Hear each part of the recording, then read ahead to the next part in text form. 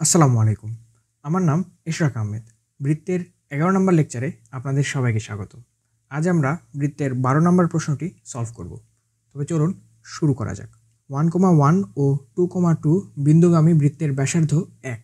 তাহলে বৃত্তের সমীকরণ নির্ণয় করো এবং দেখাও যে এরূপ দুটি বৃত্ত পাওয়া যাবে। প্রথমেই দুই বিন্দুগামী যে কোনো বৃত্তের সমীকরণটির ক্ষেত্রে আমাদের খলিফার সূত্রটি ব্যবহার করতে হবে।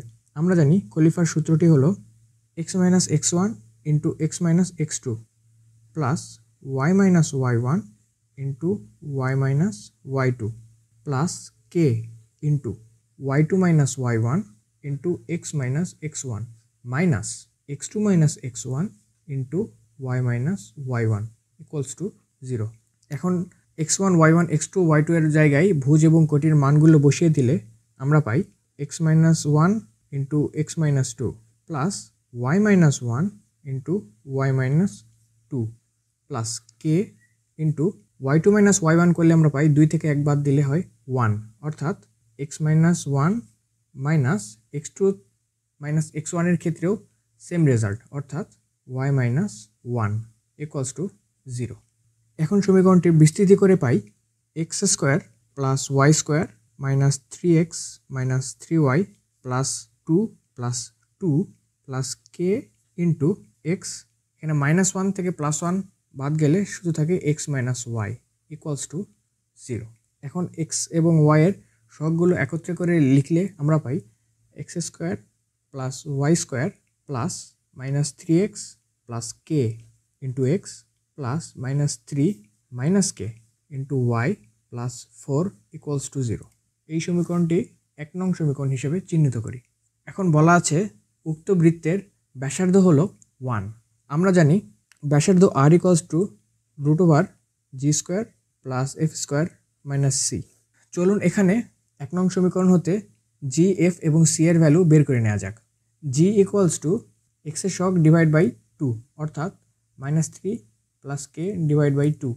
f ইকুয়ালস টু y এর সহগ ডিভাইড বাই 2, অর্থাৎ -3 মাইনাস k ডিভাইড বাই 2 এবং c এর ভ্যালু 4 এবং r এর ভ্যালু 1। এখন প্রত্যেকটির ভ্যালু এখানে বসিয়ে দিলে আমরা পাই 1 equals to √k-3 divide by 2 whole square plus -k-3 divide by 2 whole square minus 4। এখন উভয় পাশে স্কোয়ার করে দিলে আমরা পাই 1 equals to k-3 whole square divide by 4 plus k+3 whole square divide by 4 minus 4 বর্গ করে পাই। এই ধরনের সাইড নোট লেখা দরকারি, তাছাড়া অনেক স্যার মার্ক কাটতে পারে। আবার ইকুয়েশনটিকে 4 দ্বারা গুণ করলে পাই 4 equals to k-3 whole square plus k+3 whole square minus 16। এখানে k-3 whole square plus k+3 whole স্কোয়ারের বদলে আমরা লিখতে পারি 2 into k square plus 3 square. এরপর ক্যালকুলেশন করলে আমরা পাই 4 into 2k square plus 18 minus 16। এখানে 4 equals two 2k square plus 2 ওই পাশে পার করে দিলে আমরা পাই 2k স্কোয়ার ইকুয়ালস টু 2।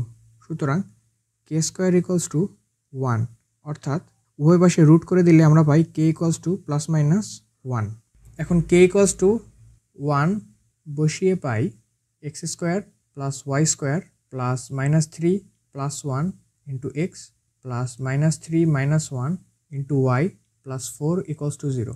সুতরাং k+1 এর জন্য আমরা যে বৃত্তটি পাই সেটি হলো x square plus y square minus 2x minus 4y plus 4 equals to 0 এবং k ইকুয়ালস টু -1 বসিয়ে পাই x square plus y square plus -3 minus 1 into x plus -3 plus 1 into y plus 4 equals to 0, অর্থাৎ k এর value -1 বসালে আমরা পাই x square plus y square minus 4x minus 2y plus 4 equals to 0।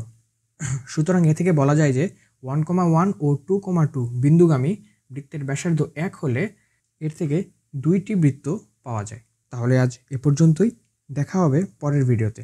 এতক্ষণ সাথে থাকার জন্য ধন্যবাদ।